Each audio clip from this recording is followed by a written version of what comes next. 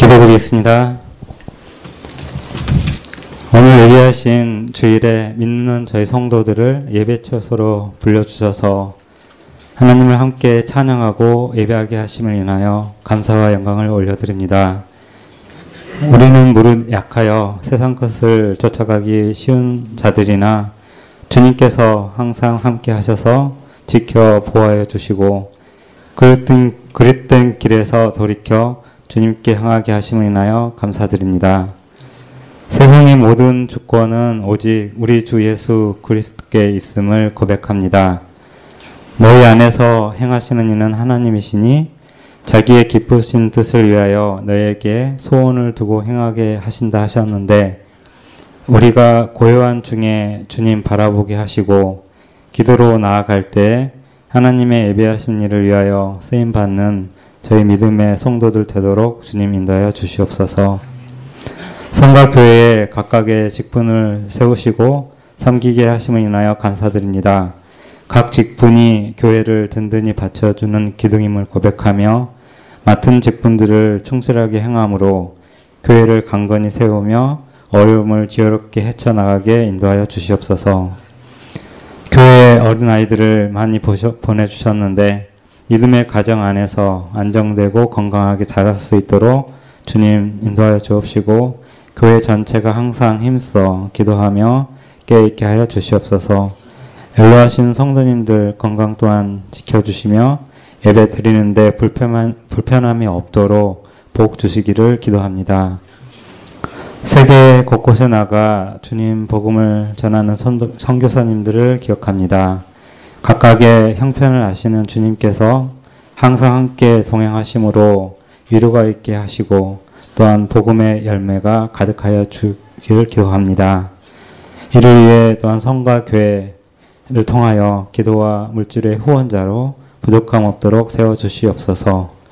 기도하는 저희들도 선교사님들과 비록 몸은 떨어져 있지만 마음을 같이하여 복음을 전한 자 되기를 소원합니다. 오늘 오후 예배 시간에 목사님을 통해서 말씀이 전해질 때 듣는 자는 분주함을 내려놓고 말씀을 기대하는 마음으로 귀 기울여 듣게 하여 주시옵소서. 하나님에 대하여 알게 하시며 깨닫는 귀한 시간으로 인도하여 주옵소서. 말씀 전하시는 김우영 목사님께 또한 능력을 함께 하여 주시고 저희가 함께하고 하나님께 영광 드리는 귀한 시간 될 수 있도록 주님 인도하여 주시옵소서. 이 시간 오직 주님께서 우리의 산 소망이심을 고백드리오며 이 모든 말씀을 은혜와 사랑이 많으신 예수 그리스도 이름으로 기도드렸습니다. 아멘.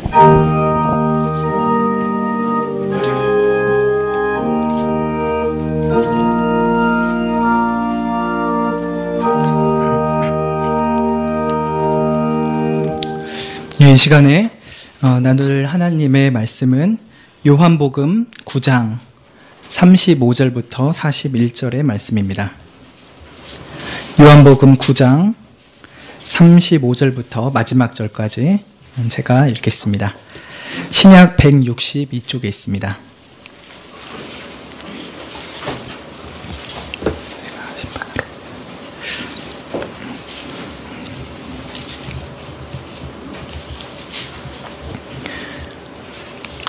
네, 35절부터 제가 읽겠습니다.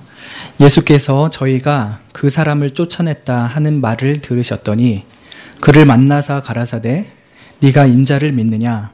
대답하여 가로되 주여 그가 누구시오니까 내가 믿고자 하나이다.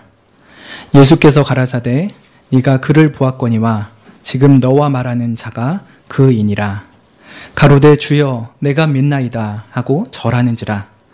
예수께서 가라사대 내가 심판하러 이 세상에 왔으니 보지 못하는 자들은 보게 하고 보는 자들은 소경되게 하려 함이라 하시니, 바리새인 중에 예수와 함께 있던 자들이 이 말씀을 듣고 가로되 우리도 소경인가? 예수께서 가라사대 너희가 소경되었다면 죄가 없으려니와 본다고 하니 너희 죄가 그저 있느니라. 아멘. 예, 이 시간 또 김윤영 목사님께서 내가 심판하러 이 세상에 왔느니라는 제목으로 말씀 전해주시겠습니다.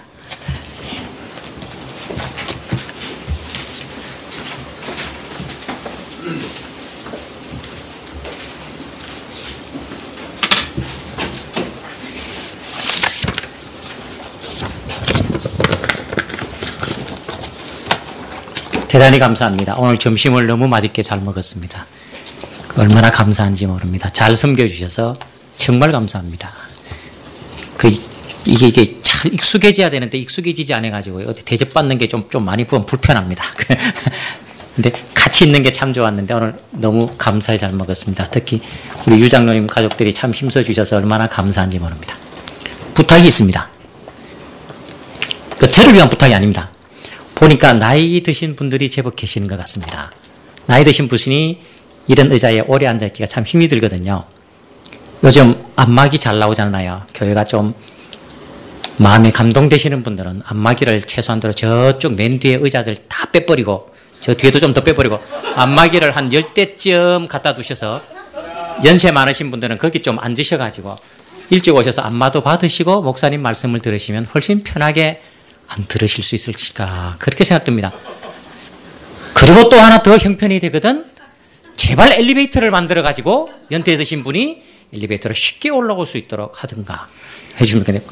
왜 한숨을 쉬십니까, 장로님? 그래서 그것까지 어렵더라도 안마기를 좀 한 대대 갖다 놓으셔가지고 연세 드신 분이 말씀도 듣고 육신도 좀 쉼을 쉬고 또 쉬었다가 또 그래 하셨으면 참 좋겠다는 생각이 갑자기 들어서 그렇습니다. 혹시 감동이 되시거나 교회가 여력이 되시면 꼭 성가교회를 위해서 그렇게 하셨습니다. 저를 위해서 해달라는 소리 아닙니다. 저는 그런 게 하나도 필요가 없습니다. 아직 젊기 때문에.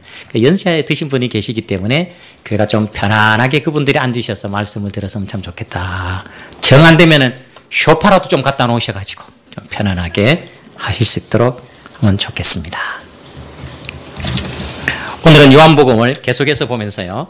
9장 전체를 보려고 하는데 본문이 길어서 제가 한 문단만 잘라서 했습니다. 요한복음 9장은 소경에 관계되는 이야기입니다. 장님에 대한 이야기입니다. 그리고 이 9장은 떨어져서 말할 수 없는 8장과 반드시 연결되어져서 소경의 문제가 나온다라는 사실입니다. 제가 처음 여기 왔을 때 제가 요한복음 5장 39절과 더불어서 한 가지를 제가 더 말씀드린 적이 있었습니다. 성경을 볼 때 굉장히 중요한 관점이라고 말씀을 드렸습니다. 종교개혁을 일으켰던 칼빈이나 루터나 많은 분들은 우리가 지금 가지고 있는 이 성경과 다른 성경을 가지고 있었습니다. 뭐 어떻게 달랐는데요? 다른 거 없습니다. 딱 하나가 달랐습니다. 그분들이 가지고 계셨던 성경은 장과 절이 없었다라는 사실입니다. 제가 그걸 말씀드렸었습니다.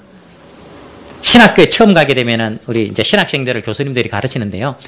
좋은 책들을 소개해 줍니다. 근데 그 좋은 책들 속에서는 반드시 뭘 꼭 지적을 하느냐면은 성경을 볼 때 장과 절을 무시하고 읽어라. 잘못된 경우도 상당히 많다. 왜냐하면 장절 때문에 우리가 성경을 오해하는 부분들이 굉장히 많거든요. 특히 장이 굉장히 우리를 오해하게 많이 만들었습니다. 근데 이 요한복음 9장 같은 경우도 8장에 연결되어지는 내용들인데 그래서 목사가 설교를 하다 보면 장으로 분리하다 보면은 자기도 모르게 이 전체가 안 보이고 하나만 보인다는 거예요. 조그마한 것을 이야기할 때는 다 맞습니다. 근데 그 전체 흐름 속에서 이야기하면 그 전체 흐름을 놓치면 어렵다라는 거죠. 그래서 오늘 이 9장 문제도 마찬가지입니다. 제가 앞에서 말씀드렸습니다만 요한복음은 1장 1절에서 18절이 제일 중요합니다. 그 1장 1절에서 18절을 쭉 설명해 가는 것이 요한복음입니다. 계속해서 어떻게 하나님을 보여주는가, 어떻게 하나님을 나타내시는가. 여기 소경의 문제가 등장합니다. 먼저 본문부터 잠시 보면서 가겠습니다. 예수께서 저희가 그 사람을 쫓아냈다 하는 말을 들으셨더니 이렇게 되어 있습니다. 여기서 쫓아냈다는 말이 무슨 뜻입니까? 나가라! 그 말입니까? 아닙니다. 쫓아냈다는 말은 오늘 교회에서 말하는 징계입니다. 권징을 행했다는 것입니다. 출교를 행했다는 것입니다. 출교. 목사님 그게 무슨 출교입니까? 앞부분으로 넘어갑니다. 34절입니다. 저희가 대답하여 가로되 네가 온전히 죄 가운데 있어서 우리를 가르치느냐 하고 이에 쫓아내어 보내니라. 그렇게 됐다는 것입니다. 쫓겨났다는 겁니다. 근데 이 쫓아낸 것이 어디로 가느냐면요 22절에 가게 되면 9장 22절에 가면 이렇게 되어 있습니다. 진짜 네가 아들이 소경이었나? 태어날 때부터 장님이었나? 부모가 대답을 안 합니다. 예, 맞습니다. 뭐 어떻게 고침받았노? 애가 크니까 걔한테 물어보시오. 우리는 잘 몰라요. 왜?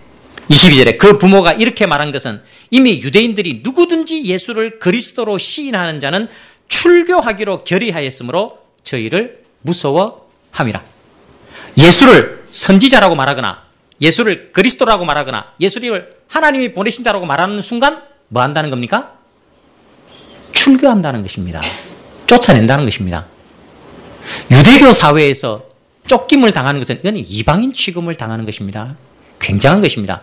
자, 예를 들어서 성가교에서 성도 한 사람을 출교했다. 그럼 어찌 되는 겁니까? 다시는 이 교회에 발도 못 붙이고 오지도 못하는 겁니다. 구원이 없다라고 말한다는 것입니다. 그 당시 유대교회에서 출교라는 이렇게 이미 바리새인들은 결의를 해놓았다는 것입니다. 그런데 이 소경되었다가 눈을 뜬 사람이 너는 그를 누구라고 보느냐? 선지자입니다. 하나님이 보냈습니다. 이렇게 당당하게 말한다는 것입니다. 그러니까 말하기를 협박까지 하죠. 우리가 볼 때 저 예수는 죄인이거든. 그러니까 니도 죄인이라고 말해. 이런데도 소경되었다가 눈 뜬 사람 뭐라고 하냐면 아닙니다. 그는 선지자입니다. 그러니까 이게 말이 안 통하는 거예요. 그래서 뭐라고 저희가 대답하기가 그래. 네가 온전히 죄 가운데 나서 우리를 가르치느냐. 야, 이 죄인 주제에 네가 뭘 가르친단 말이고. 이러면서 출교시켜버렸다는 것입니다.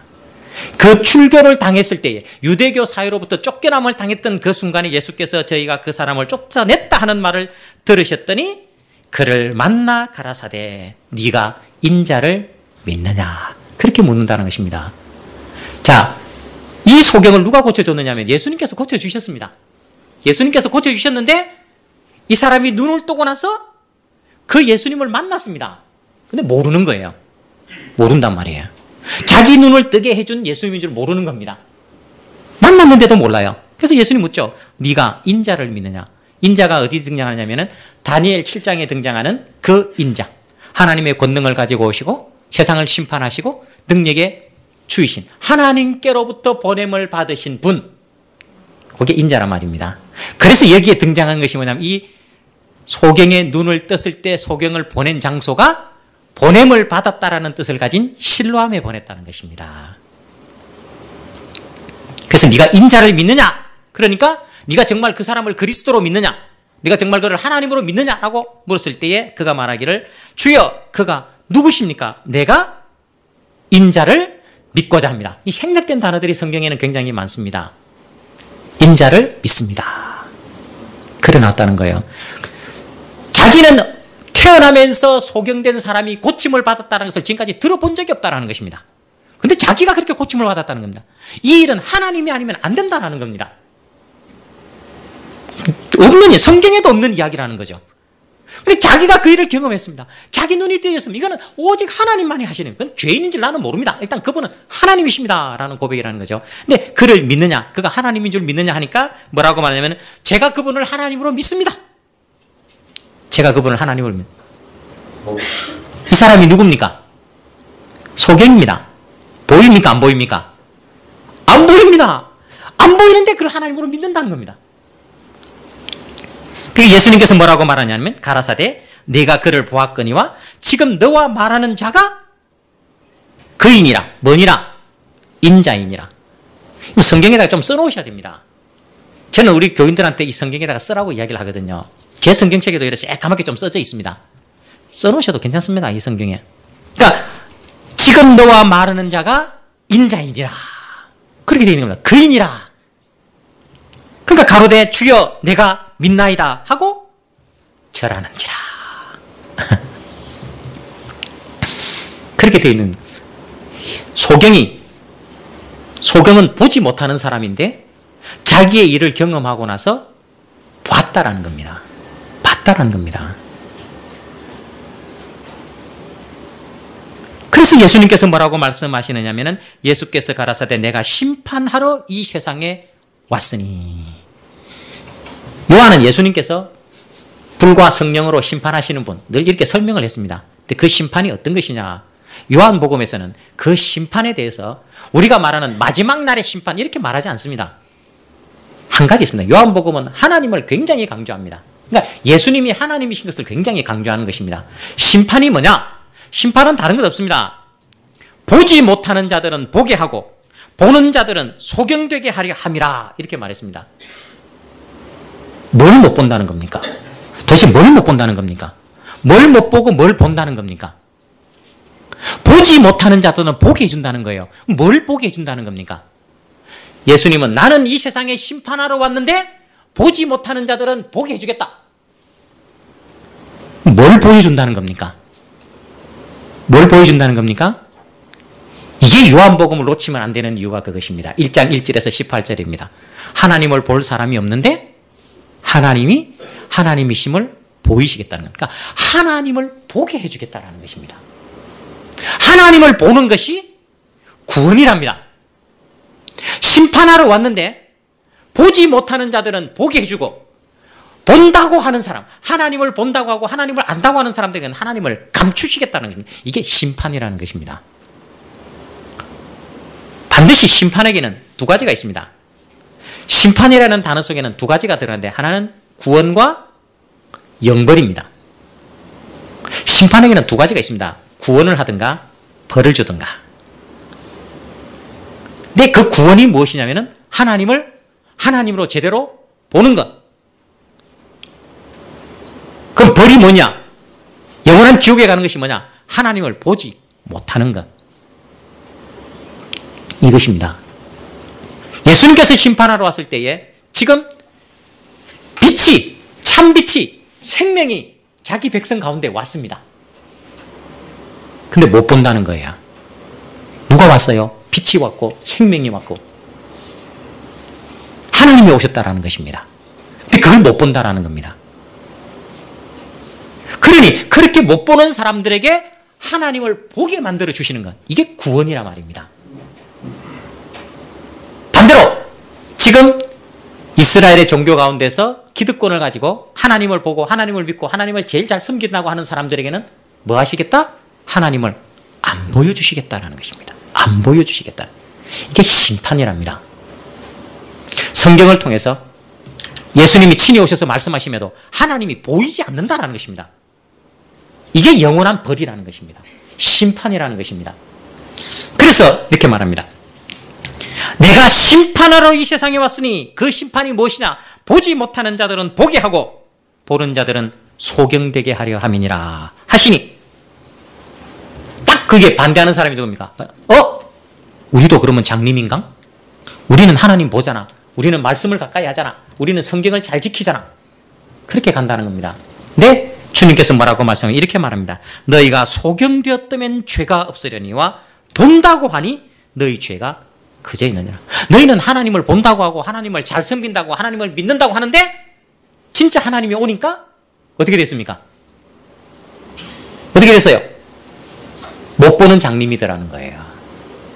바리새인들이 그렇잖아요. 믿음대로 살고 율법대로 살고 하나님을 제일 잘 섬긴다고 했는데 하나님이 딱 오니까 그 하나님을 봤습니까? 못 봅니까?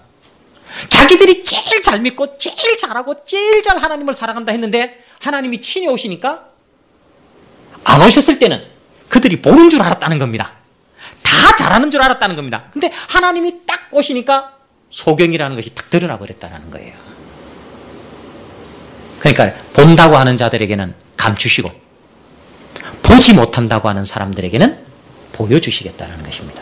이게 예수 그리스도께서 이 땅에 오셔서 하시는 심판의 모습이라는 것입니다. 얼마나 놀라운 일입니까? 그럼 이제 9장 전체에서 잠시 살펴보겠습니다. 이 본다고 하는 것이 어떤 의미를 가지는 것이냐, 그게 왜 예수님이냐, 8장에서부터 계속해서 이어지는 것입니다. 예수님께서는 이 8장에서부터 자기 자신이 너희들은 하나님을 본 적이 없기 때문에 제대로 하나님을 설명하지 못해. 하나님을 본 내가 하나님을 설명해. 내가 하나님이야 라고 주님은 계속해서 여러 가지 기적을 행하셨습니다. 근데 이 소경이 우리는 못 보는 자라고 여겼는데 그가 보는 것은 이 요한복음에서는 잘 설명되지 않습니다만 마태복음과 마가복음과 누가복음에서 보면은 소경이 예수님을 부르는 소리가 있습니다. 뭐라고 부를까요? 다윗의 자손이요. 목사님은 신학교에서 딱 배우셨죠? 다윗의 자손이라는 의미는 메시아, 구원자, 하나님의 아들, 이런 뜻을 가지고 있는 겁니다.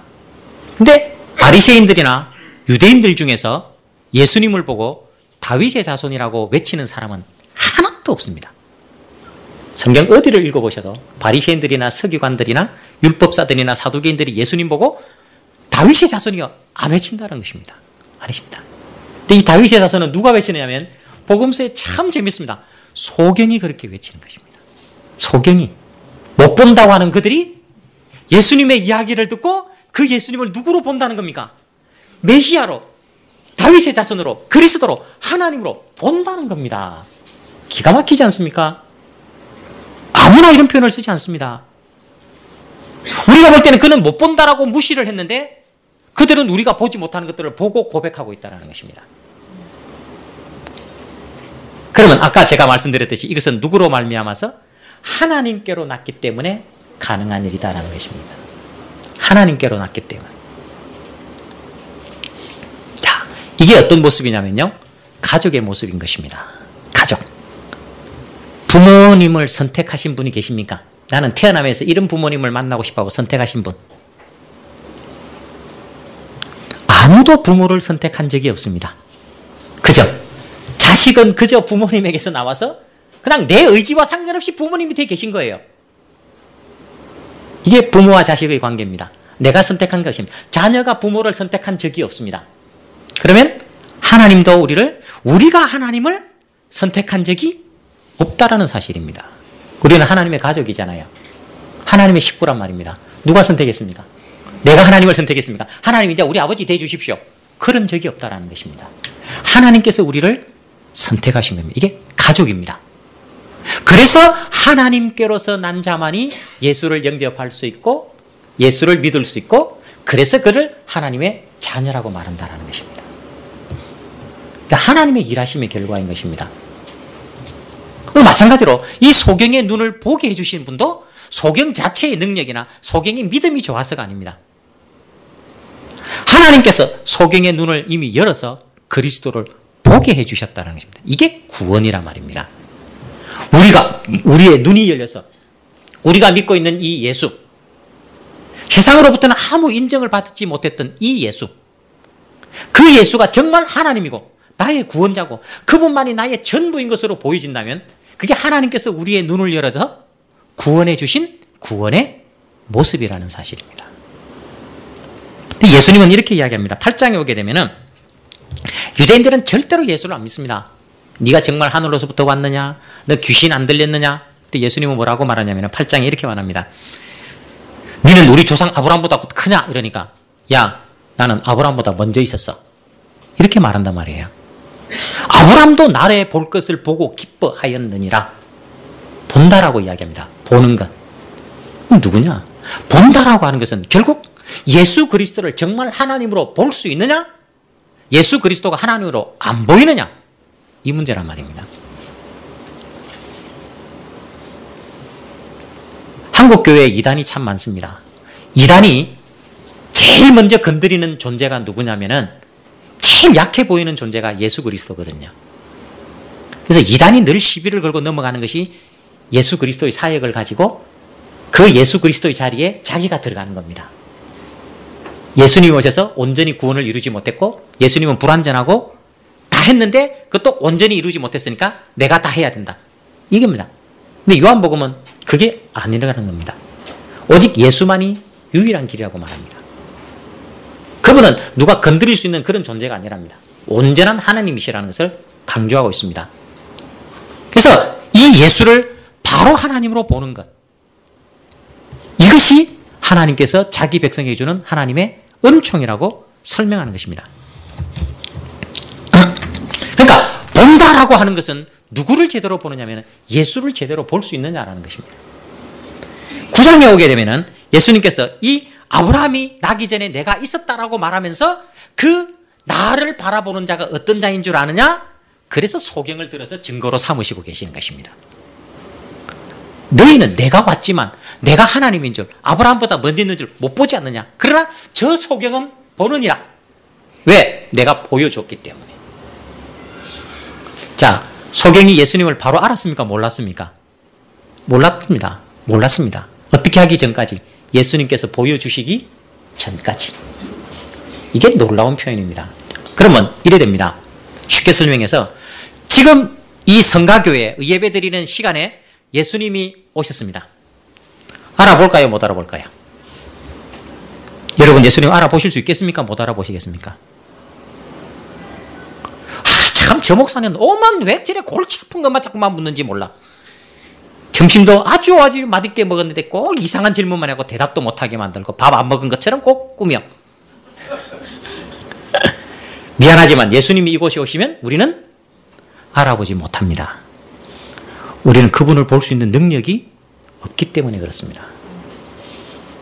예수님이 오셔도 우리는 모릅니다. 그럼 어떻게 알 수 있습니까? 그분이 오셔서 그분을 볼 수 있는 눈을 열어주셔야만 볼 수 있다는 말입니다. 이걸 성경은 다른 말로 말해서 계시라 그렇게 말하는 것입니다.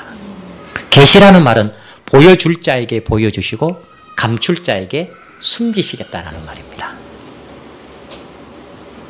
예수님이 친히 이 자리에 오셔도 우리는 모릅니다. 그분이 보여줄 때까지는.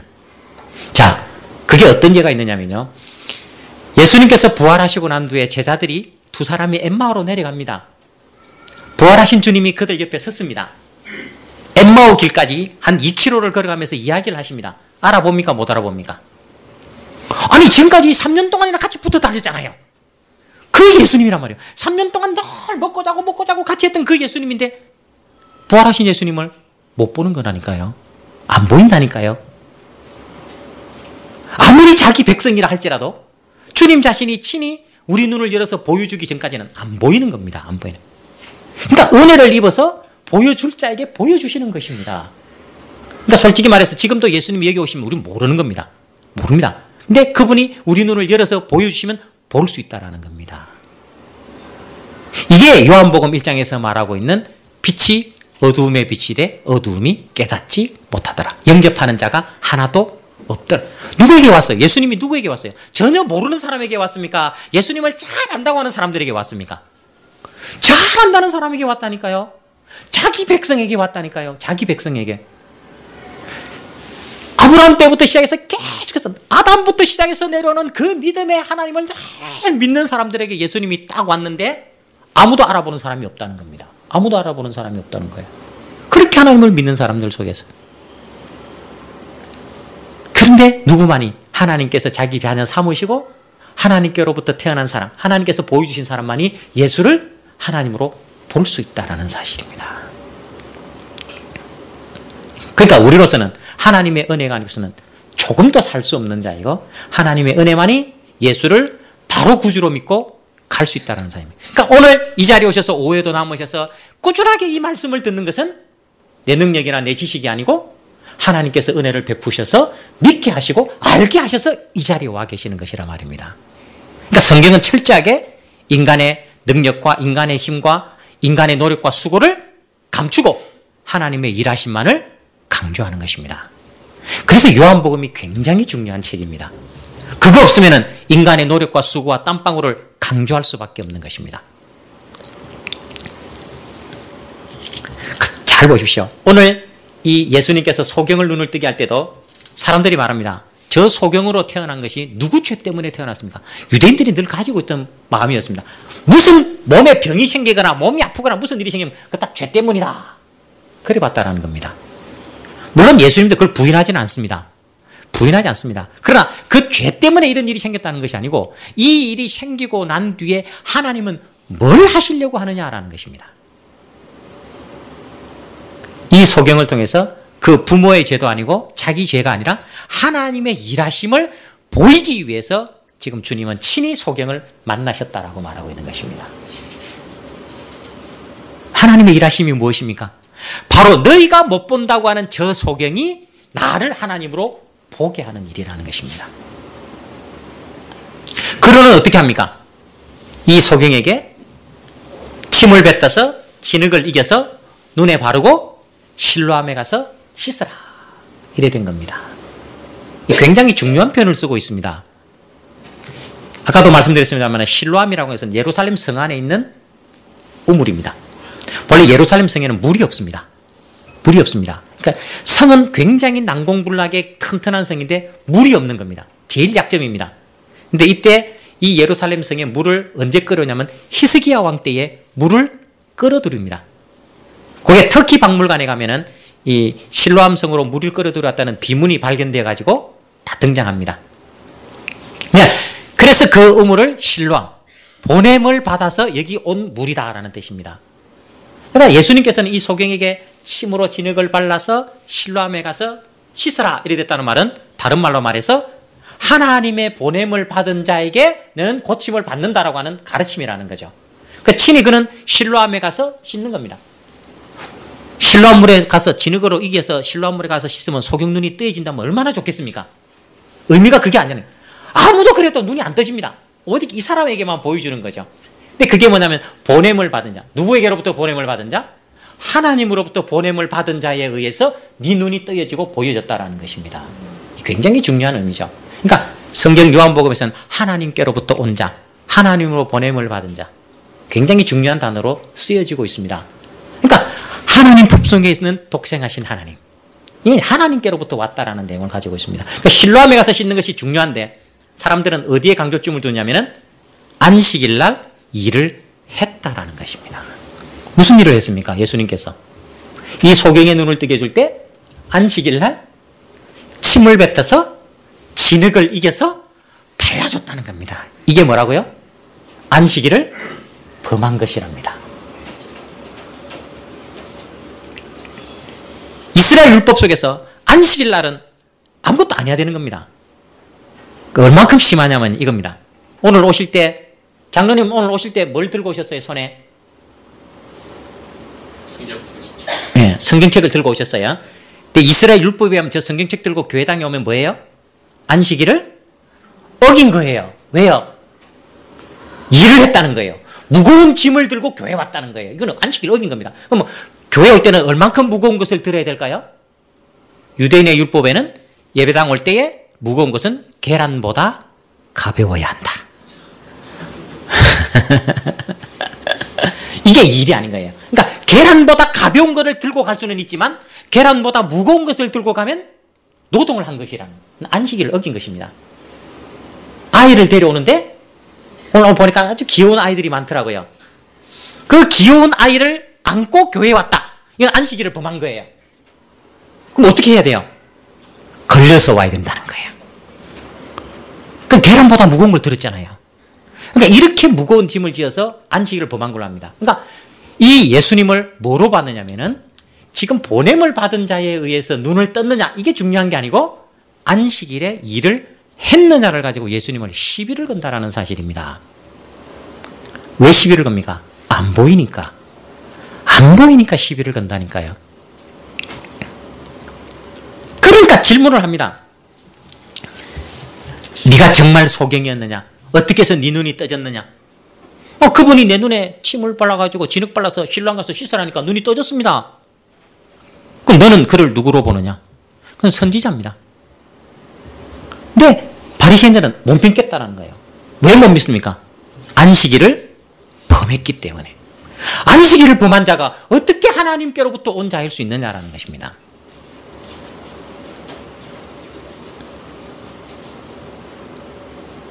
그러니까 눈은 가지고 있고 하나님을 믿는다고 하는데 하나님이 안 보인다라는 겁니다. 5장 39절 40절 말씀처럼 성경에서 영생을 얻는 줄 생각하고 그리고 그 성경이 예수님에 대한 이야기임에도 불구하고 구원을 얻기 위해서 예수님에게로는 안 간다라는 것입니다. 성경을 훨씬 더 중요하게 여긴다라는 거죠. 안 보이기 때문에 그렇습니다. 그것 자체가 하나님께서 우리에게 대한 심판이라는 것입니다. 하나님은 하나님 자신을 보여줄 자에게만 보여주시지 안 보여줄 자에게는 감추시겠다라는 것입니다. 그게 제가 성가교회 두 번째 와서 했을 때 비유를 가지고 한 것이 그것이었습니다. 기억하실지 모르겠습니다만 비유라고 하는 것은 그것입니다. 보여줄 자에게는 보여주시고 안 보여줄 자에게는 감출 자에게는 감추는 것이 비유입니다. 그래서 반드시 예수님께서는 비유를 어떻게 하시냐면은 그 중에 하나님의 말씀을 들을 자와 듣지 않아야 될 자가 같이 있으면 반드시 비유를 하시는 것입니다. 듣는 자에게만 가르치기 위해서. 이게 또한 계시이기 때문에 그렇습니다.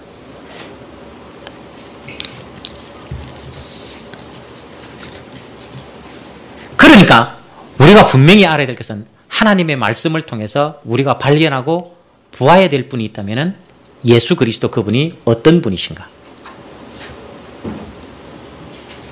바울 사도는 이렇게 이야기를 합니다. 바울 사도만큼 공부를 많이 한 사람이 없었습니다. 최고의 학부에서 공부를 배웠습니다. 가말리엘 문화라고 하는 유대 랍비 중에서 최고 권위를 가진 사람에게서 개인적으로 사사를 받고 배웠던 사람이었고, 제사장도 바울이라고 하면은 한 수 접어줄 정도였고, 바울만큼 유대교에 열심히 있는 사람이 드물었습니다. 그래서 예수 믿는 사람을 잡으러 죽이러 갈 때도 바울에게 연판장을 주고 명령서를 주고 바울을 보낼 정도로 대단한 사람이었습니다. 근데 그 바울이 예수를 알고 나서는 뭐라고 이야기합니까? 예수를 알고 나서 지금까지 내가 알고 있던 모든 것들은 쓸모없는 것들이고, 심지어 그것은 뭐로 여기겠다? 배설물로 여기겠다는 것입니다. 내가 가지고 있던, 지금까지 알고 있던 모든 학문과 모든 지식과 모든 똑똑함이 예수 그리스도의 십자가라 하는 것에 비하면 아무것도 아니더라. 박사학위 하나도 중요하지 않더라. 그런 것들은 무엇과 같더라? 하나님을 아는데 방해가 되더라라는 것입니다. 방해가 되더라는 것입니다. 참 무섭습니다. 목사가요, 똑똑하면요, 뭘 자랑하고 싶겠습니까? 자기 똑똑함을 좀 나타내고 싶은 겁니다. 자기 똑똑함을 나타내고 싶어요. 자기를 숨기고 싶은 사람이 누가 있겠습니까? 근데 바울은 그런 것들이 하나님의 영광을 가리는 것이더라, 그렇게 말합니다. 그래서 배설물처럼 여기겠다는 겁니다. 그 저번에도 말씀드렸습니다. 만약에 박영 목사님 얘기를 그만두시고 다른 목사님을 모시게 될 때 절대로 장로님들은 그렇게 안 하셨으면 좋겠습니다. 우리 교회 목사로 오고 싶은 사람은 이력서를 제출하시고 자기 소개서를 쓰시고 목회 비전도 쓰시고 사모님과 가족들의 건강진단서도 다 떼오시고, 이렇게 안 하셔도 괜찮습니다. 그런 것들은 뭐라고요? 배설물과 같은 것입니다. 배설물과 같은 것입니다. 배설물 좋아하는 자는 똥파리만이 좋아합니다. 그건 아무 의미 없습니다. 예전에는 어떻게 했느냐면요, 목사님이 필요하면 교회 영접위원들이 전국을 가서 좋다고 하는 목사님의 말씀을 듣고 그분을 모시고 왔습니다. 자기 교회로. 이게 한국교회의 모습이었는데 시대가 바뀌면서 한국교회가 어떻게 바뀌었습니까? 야, 우리 교회가 이 정도 좋은 교회인데 실력 있고 능력 있는 사람들 한번 와봐. 이렇게 돼버렸다는 것입니다.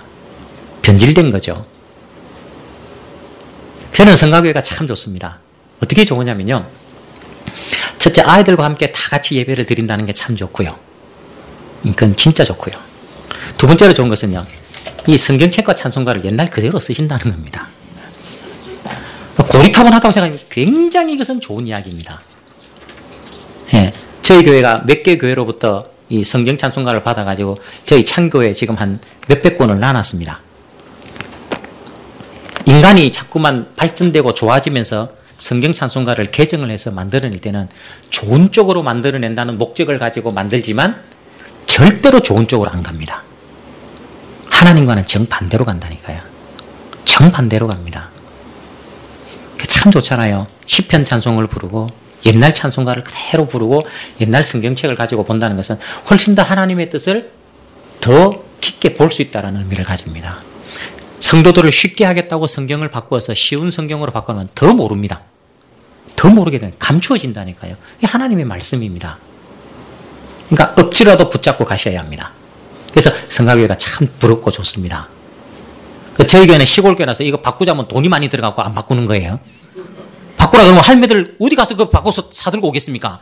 그러니까 있는 그대로 씁시다. 근데 왜 그렇게 해야 되느냐 하면은 우리가 붙잡아야 될 것은 예수 그리스도이기 때문에 그렇습니다. 그러니까 안식일을 안 지킨다라는 것, 이 율법에 꽉 매여 있는 것, 어둠에 사로잡히게 되면 절대로 예수는 안 보인다라는 사실입니다. 오늘도 우리가 거룩한 날로 모였습니다. 어떤 분은 다른 볼일이 있어서 오후에 참석 못하실 분도 있습니다. 그죠? 근데 그게 무슨 문제가 됩니까? 제 자녀들이 남자애 둘이가 서울에 살고 있습니다. 교회 가라고 제가 그렇게 이야기해도 잘 안 갑니다. 이거 참 못됐어요. 지금 또 벌써 도망갔잖아요. 없잖아요.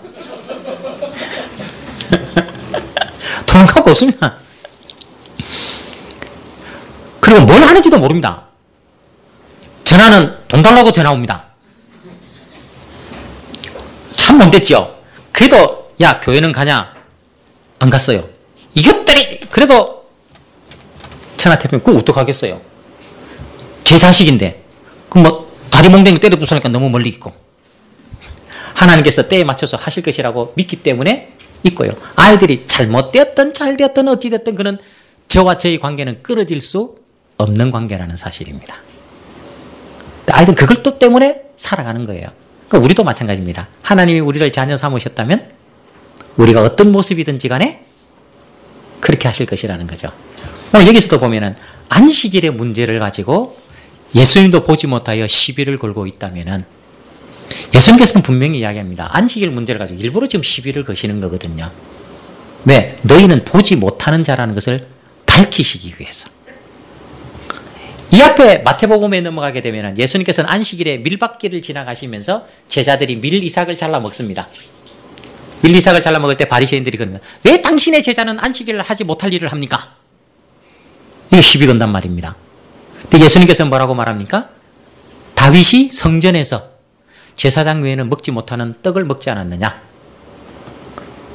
제사장은 안식일날 성전에서 노동을 해도 죄가 되지 않지 않느냐? 그게 뭐냐? 왜 죄가 안 되느냐? 성전 안에서. 이 말이기 때문에 그렇습니다. 성전 안에 있기 때문에 죄가 안 된다는 겁니다. 그러면 지금 제자들은 누구와 함께 있는 겁니까? 안식일날 누구와 함께 있어요? 성전 대신 예수님과 함께 있다니까요. 성전은 무엇을 의미하는 겁니까? 예수님입니다. 성전보다 더 크시니. 그리스도 안에 있으면 그것은 더 이상 죄가 아니라는, 하나님은 죄로 인정치 않으시겠다는 것입니다. 그게 성전 안에서라는 단어이거든요. 예수 안에서. 그럼 우리는 지금 누구 안에 있는 겁니까? 예수 안에 있는 것이란 말입니다. 내가 예수 안에 있기 때문에 내가 어떤 모습이든지 간에 주님은 그것을 정죄 삼아서 우리의 믿음이 너는 구원받았다가 안 받았다가 이런 것과는 다르다라는 것입니다. 그래서 하나님이 원하신 것은 나는 제사를 원치 아니하고 자비를 원하노라라는 뜻이 무엇인 줄 알았다면 너희가 안식일을 범하는 것을 가지고 죄를 정치는 않았을 것이다. 그러니까 성경 속에 들어있는 하나님의 뜻을 모르기 때문에 늘 인간은 자기의 규칙을 가지고 한다는 겁니다. 다음에 저를 부를 때 저희 이 여름철 이렇게 부르면 저 양복 안 입고 올랍니다. 더워 죽겠어요. 뭐 선풍기도 하나 안 틀어주는데 박영 목사님은 얼마나 덥겠습니까? 안 틀어주셔야 됩니다. 그거 해달라는 소리 아닙니다. 안 하셔도 괜찮습니다. 안 하셔도 괜찮습니다. 절대로 이런 말에 속아서 또 가지 마십시오. 말씀 듣는 게 훨씬 더 중요합니다. 저는 사실 여기 보니까 오늘 양복을 입으신 분은 우리 부목사님하고 전도사님하고 밖에는 안 입으신 것 같아요. 왜 다른 분은 양복 안 입으셨어요? 이제 시비 걸려고 왔습니다.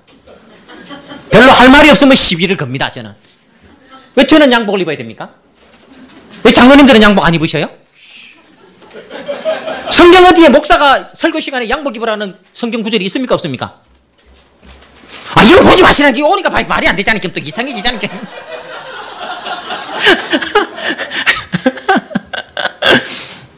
성경 어디에도 목사가 양복 입어야 된다는 규칙이 없습니다. 없지요. 근데 우리는 우리의 규칙을 가지고 목사님이 양복 안 입으면 좀 이상하다. 그러니까 자꾸 우리의 관점 가지고 우리의 모습으로 교회 생활도 하고 싶어진다는 것입니다. 근데 이런 것들을 우리는 말씀 안에서 자꾸만 깨뜨려 버리셔야 됩니다. 그러니까 장로님들이 다음 주에 되면 6월 6일 다음 주 목사님 오셔도 목사님 날씨도 더운데 그냥 반팔에다가 넥타이도 풀고 말씀 전하십시오. 편하게. 우리도 그래 오지 않습니까? 뭐 에어컨 아무리 빵빵 틀어봤자 안 시원해. 저같이 열을 내면 안 시원하거든요. 덥거든요. 땀이 쫄쫄 흐르거든요. 오후에는 저 가까이 오지 마십시오. 땀 냄새 나니까. 그렇단 말이에요. 목사님 풀고 하십시오. 저 사실 저희 교회에서 양복을 1년에 한 번 내지 2번 입습니다. 안 입습니다. 왜 안 입느냐? 가르치고 싶었어요. 목사는 양복 입어야 된다. 가운 입어야 된다. 규칙이 없습니다. 성경 어디에도 없습니다. 칼빈의 좋은 점이 그것입니다. 성경에 있는 대로. 물론 성경에 없는 대로는 하지 말라는 거예요. 근데 옷을 가지고 시비를 걸거나 우리의 생각으로 교회를 하지 말라는 것입니다. 이게 지금 예수님께서 바리새인들을 통해서 설명하시고 예수님께서 제자들을 가르치고 싶으신 것입니다. 성경은 미안하게도 안 믿는 사람을 위해서 준 것이 아닙니다. 믿는 사람, 특히 하나님께서 선택하여 부름받고 택함받은 사람을 위해서 가르치고자 주신 말씀이라는 사실입니다. 그러니까 누구를 가르치고 싶으냐면 하나님의 자기 백성들을 가르치고 싶으신 것입니다. 너희가 분명히 알아라. 교회는 뭘 하는 것이다? 자비가 필요한 것이다. 자비가 필요한 것이라는 것입니다. 우리의 형식과 모습이 아니고 그 속에 들어있는 하나님의 사랑과 자비가 필요한 것이다. 제가 말씀드렸지 않습니까? 밥을 먹는데 애가 그냥 이 젓가락질을 하다가 이래 손에서 다쳐갖고 피가 난다. 그럼 어떻게 합니까? 어떻게 해요? 아들아, 밥 다 먹고 치료해줄게. 기다려. 굉장히 밥 먹는 건 중요하거든. 일이 안 나는다는 겁니다. 밥 먹는 거 다 때려치우고 먹다가 중단. 치료해주고 안 아프냐? 병원 가보자. 밥은 뒷전입니다. 밥은 뒷전입니다. 그렇지 않습니까? 교회도 마찬가지라는 거죠. 주일은 훨씬 더 거룩한 날이고 좋은 날이지만 만약에 우리 가운데 어려운 일이 생기면 거기에 집중하는 것이 훨씬 더 좋다라는 사실입니다. 그게 가족이기 때문에 그렇습니다. 그래서 교회는 항상 약자 중심이고요. 그래서 오늘 장로님께서 잘 섬겨주신 것입니다. 저는 어디 가서 임직식 할 때 임직 받는 사람 보고 참 불쌍하다 그럽니다. 불쌍하지요.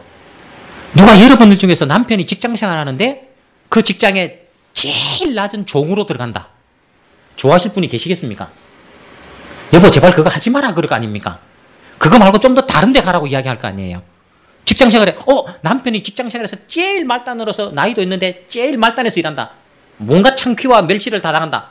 좋아할 아내가 어디 있겠습니까? 자, 교회는 누가 종입니까? 제일 부려먹어야 될 종은 목사. 목사 맞습니다. 두 번째는요. 장로. 장로 맞잖아요. 섬기라고 있는 거잖아요.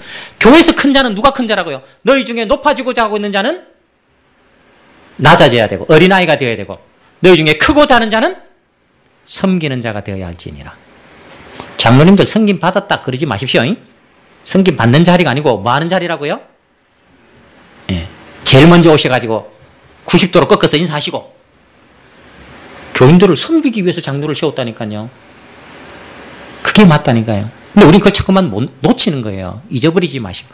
성가교회는 말 안 해도 너무나 잘 알죠. 우리 박영 목사님을 통해서 이렇게 아름답게 꾸며가고 있는데 뭘 못하겠습니까? 이게 우리의 근본과 본분을 잊지 말아야 한다는 것입니다. 목사가 와서 성경을 이야기할 때는 그런 것밖에는 보이지 않습니다. 내가 심판하러 이 세상에 왔으니. 잘 보십시오. 예수님께서 이 땅에서 어떤 대접을 받았습니까? 어떤 대접을 받으셨어요? 환영받고 사랑받았습니까? 아닙니다. 아닙니다. 자기들에게 맞지 않다고 마지막에는 십자가에 못 박아 죽이라고까지 한 예수님입니다. 그래서 빌립보 교회에서 이렇게 이야기합니다. 너희 안에 이 마음을 품으라. 곧 그리스도 예수의 마음이니 그는 근본 하나님의 본체시나 하나님과 동등됨으로 여기지 아니하시고 자기를 비워 종의 형체로 오셨고 죽기까지 순종하셨느니라. 예수님께서 육신을 입고 이 땅에 오신 것은 우리들이 하나님의 말씀대로 온전히 살지 못하는 자라는 것을 증거하는 모습이라는 사실입니다. 그래서 주님이 친히 육신을 입으셔서 정말 인간의 본분이라고 하는 것은 이런 것이야 라고 하는 것을 주님이 친히 보여주신 것입니다. 그래서 죽기까지 순종하신 것입니다. 낮아지셨습니다. 이게 교회가 배워야 할 모습이라는 것입니다. 이런 예수가 보여질 때 그들은 하나님의 은혜를 입은 자여 구원을 얻은 자여. 그것이 예수가 보여질 때 은혜와 진리가 충만하더라 그렇게 말하는 것입니다. 아, 주님과 비교했을 때 나는 아무것도 아닌 자군요. 나는 참으로 못난 자이군요. 하나님 말씀대로 살지 못하는 나를 위해서 주님이 친히 오셨습니다. 라고 주님을 바로 보게 된다는 거죠.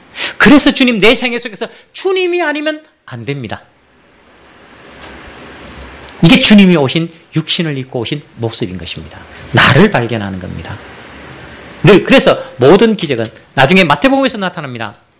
마태복음 10장에 넘어오게 되면은 고라시나 베세다야, 너희에게 행한 그 권능을 두로와 시돈에 행했더라면 벌써 제 앉아서 회개했을 것이다. 가버나움아, 하늘에까지 높아지겠느냐? 차라리 이 능력을 소돔과 고모라 땅에 했더라면 지금까지 그들이 남아있었을 것이니라. 예수님이 많은 기적과 능력을 행하셨습니다. 많은 예수님의 기적과 능력을 행하신 목적이 뭐냐라는 거예요. 그 일을 왜 행하셨느냐? 그 일을 보고 회개하라는 것입니다. 내가 죄인인 것을 발견하라는 것입니다. 하나님의 일하심을 보면은 당연히 하나님, 나는 죄인입니다. 나는 악한 자입니다. 예수님의 기적과 권능의 목적이 거기에 있다는 것입니다. 자기가 죄인인 줄 깨달으라는 겁니다. 벌써 그러한 것들을 두로와 시돈이나 소돔 땅에 했다면 그들은 제 가운데 앉아서 회개했을 것이다라는 것입니다. 그러니까 성경을 통해서 우리가 발견하는 것은 뭐냐면 내가 얼마나 철저한 죄인인가. 자기 자신을 발견하고 죄인인 줄 아는 것이 예수 그리스도를 바라보는 눈을 가지게 된다는 사실입니다. 이게 하나님께서 구원을 주신 자의 모습이라는 사실입니다. 그래서 예수님께서 하신 말씀, 내가 이 땅에 온 것은 내가 심판하러 이 세상에 왔으니 보지 못하는 자들은 보게 하느니라. 뭘 보는 겁니까? 예수를 구주로 보는 것과 동시에 예수가 구주로 보이는 것은 내가 죄인이라는 모습입니다. 내가 죄인이라는 모습입니다. 여러분들이 죄인이라는 가장 극적인 증거가 딱 하나 있습니다. 여러분이 죄인이라는 증거는 딱 하나 보입니다. 딴 데는 하나도 안 보입니다. 딱 하나. 그게 뭡니까? 죽는다는 것입니다. 죽는다는 것입니다. 내가 죽는다는 것은 죄인이라는 증거란 말입니다. 아시겠습니까? 의인은 죽지 않습니다. 영원히 삽니다. 근데 우리는 죽습니다. 그게 뭡니까? 죄인이란 말이에요. 그래서 누가 필요한 겁니까? 죄인의 구주 되신 예수 그리스도가 필요한 것입니다. 그러니까 내가 죄인인 줄 알고 내가 죽을 자일 줄 알 때에 내게 생명을 주시는 영원한 살아계신 하나님 그분 예수 그리스도를 붙잡을 수밖에 없다는 것입니다. 이것이 우리가 교회 나와서 하나님의 말씀을 듣는 것이고 그래서 우리가 구원을 얻기 위하여 그 예수를 바라보는 것이란 말입니다. 그래서 요한복음은 철저하게 하나님이신 예수 그리스도를 통해서 성경을 통해서 오해하지 않도록 하나님만 바라보라고 이야기하고 있습니다. 하나님 그분이 일하심의 결과가 오늘 우리의 모습이라는 사실입니다. 하나님 우리에게 돈 많은 것, 명예를 가진 것, 힘이 있는 것, 얼마나 많이 아름답게 꾸미느냐, 얼마나 많이 봉사, 하나도 중요하지 않습니다. 정말 중요한 내가 너에게 준 믿음, 곧 예수를 붙잡고 살아가느냐, 그걸 보신다는 사실입니다. 그래서 우리는 하나님 앞에 가면 뭐라고요? 우리의 모든 면류관을 벗어던져서 우리를 구원하신 예수 그리스도를 찬양하고 기뻐하는 것이 우리의 본분인 것입니다. 그러니까 하나님 앞에 가면 늘 나 같은 죄인이 어떻게 이렇게 구원받아 이 자리에 설 수 있습니까? 그렇게밖에 말할 게 없는 것입니다. 그래서 누가복음 17장에도 제자도의 마지막 결론을 말하기를 17장 10절에 말합니다. 하나님, 나는 무익한 종입니다. 마땅히 하여야 할 일을 했을 뿐입니다. 할지니라. 너희가 하나님 앞에 섰을 때 너희는 이런 고백밖에는 말하면 안 돼. 이렇게 딱 설명하신다는 사실입니다. 다 내어놓고 다 했다 할지라도 너희가 했다 그러면 안 돼. 나는 무익한 종입니다. 마땅히 해야 할 일을 했을 뿐입니다. 자기를 부인하고 십자가를 지고 좁은 길과 좁은 문으로 가는 자들이 말하는 고백이 그것이라는 것입니다. 그래서 바울 사도가 마지막에 뭐라고 말합니까? 나는 죄인 중에 괴순이라. 나의 나 된 것은 하나님의 은혜노라. 그래서 말하기를 뭐라고 말합니까? 우리는 질그릇 안에 감추어진 보배를 갖고 있다라고 말합니다. 질그릇과 보배입니다. 전혀 차이 나는 존재입니다. 질그릇, 이스라엘 백성들의 질그릇은 진짜 천한 그릇입니다. 집안에 병이 바라고 무슨 일이 생기면 나무는 닦아냅니다. 근데 질그릇은 어떻게 하라고요? 반드시 깨뜨려야 됩니다. 깨뜨려 버립니다. 필요 없는 것이란 거예요. 그렇게 우리는 보잘것없습니다. 보잘것없습니다. 근데 그 속에 뭐가 들어있는 겁니까? 보배가 들어있는 겁니다. 보배가 들어있는 겁니다. 그러니까 질그릇 속에 보배가 있는데 이게 보배가 안 보이니까 질그릇에 감춰져 있으니까 이거는 늘 무슨 대접을 받냐면 천한 대접을 받을 수밖에 없다는 것입니다. 그래서 바울 사도는 사도인 우리를 하나님은 미말에 두기로 작정하셨고 모든 사람 앞에 조롱거리와 눈요것거리로 만들고 우리를 쓰레기처럼 만드신 것이 하나님의 일하심이라는 것입니다. 그럴 때에 뭐가 드러난다고요? 하나님의 일하심이 드러난다라고 이야기하고 있는 것입니다. 그게 보여지는 겁니다. 그게 보여지면 그게 하나님의 은혜를 입은 자예요. 그리스도의 은혜를 입은 자라고 이야기하고 있는 것입니다. 주님은 이 땅에 오셔서 주님 자신을 올바로 볼 수 있느냐? 올바로 보지 못하는 거냐로 심판하시고 설명하고 계십니다. 정말 구주 그분이 예수님 그분이 나의 왕이시고 나의 구주시고 나의 하나님이시라면 온전히 그분만을 붙잡고 가는 것이 성도의 바른 길일 것입니다. 기도하겠습니다. 살아계신 우리 아버지 하나님, 은혜와 사랑을 감사합니다. 주님께서 말씀하시기를 내가 이 땅에 온 것은 심판하기 위해서 세상에 왔다라고 이야기합니다. 그런데 그 심판이 무엇이냐면 예수 그리스도를 바로 보느냐 보지 못하느냐인 것입니다. 본다고 말하고 스스로 잘한다고 하는 사람들에게는 감추시고 보지 못한다고 하는 자들에게 아무것도 아닌 자들에게 보여주심을 감사합니다. 천하고 무능하고 아무것도 아닌 우리들을 이렇게 부르셔서 예수 그리스도를 구주로 보고 예수만을 바라보고 예수만 이야기하고 십자가를 이야기하는 것이 가장 고상한 줄 알게 하시고 그것이 전부인 줄 알고 붙잡고 살아가게 하시니 참으로 감사합니다. 세상의 어떤 것과 바꾸어도 바꿀 수 없고 세상의 모든 것을 포기해도 좋을 만큼 예수를 알고 예수를 붙잡고 예수를 사랑하게 해주시니 참으로 감사합니다. 우리 성가교회가 이러한 믿음을 가지고 살아가는 모습 볼 때 얼마나 감사한지 모릅니다. 오늘 대표를 기도하신 집사님을 통해서 볼 때도 그 기도 하나라도 깊이 생각하고 묵상하고 적어가지고 와서 기도하는 그 모습을 볼 때 참 하나님 앞에서 자기의 겸손과 자기의 나약함과 자기의 부족함을 고백하게 하시니 감사합니다. 성가교회가 이 땅에 있는 동안에 늘 이렇게 자기를 낮추어서 오직 예수만 존귀하고 예수만 높여드리고 예수만 자랑할 수 있도록 은혜 베풀어 주시옵소서. 부족한 종이 왔다가 혹시라도 마음의 상처가 될까 두렵습니다. 그러나 놀라지 않을 것은 각 성도들의 마음속에 계신 성령 하나님께서 깨닫는 마음과 지식을 주셔서 필요한 것들을 흡수하고 깨달아서 믿음으로 살아가는데 예수를 섬기며 살아가는데 예수를 사랑하며 살아가는데 부족함이 없게 하실 줄을 믿사옵고 우리를 구원하시며 영원한 생명 주시며 예수를 바로 볼 수 있는 눈을 주신 주 예수 그리스도 이름으로 기도드리옵나이다. 아멘. 아멘. 아멘.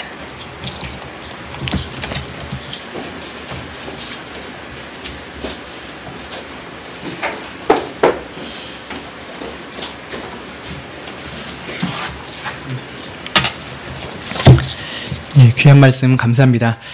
들으신 말씀 묵상하시면서 485장 찬양 드리겠습니다. 485장입니다.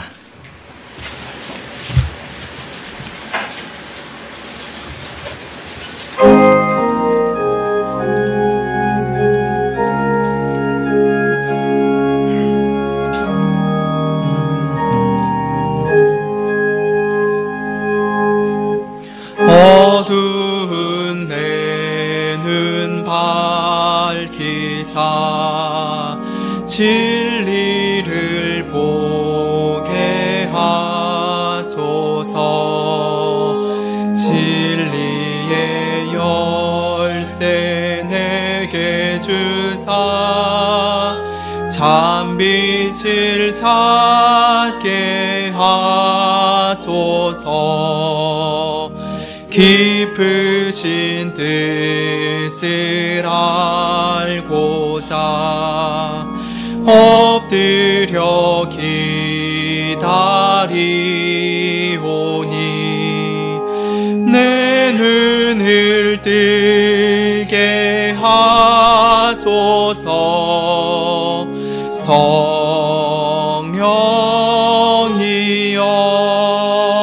성령이여 막혀진 내 귀 여시사 주님의 귀한 음성을 이 귀로 밝히 들으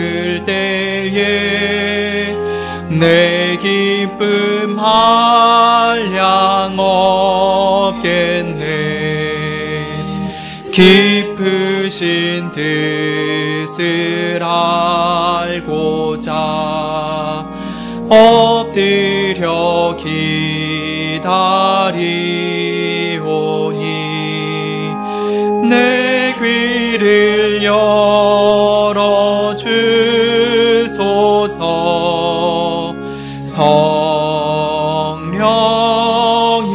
성령이여 봉해진 내 입 여시사 복음을 널리 전하고 차가운 내 맘 녹여주사 사랑을 하게 하소서.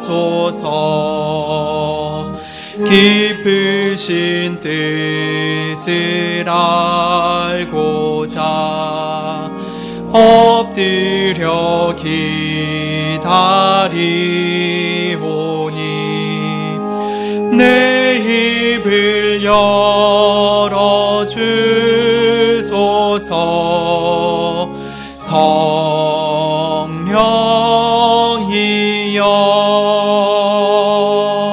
성령이여. 김윤영 목사님께서 축도하심으로 주일 오후 예배를 마치겠습니다.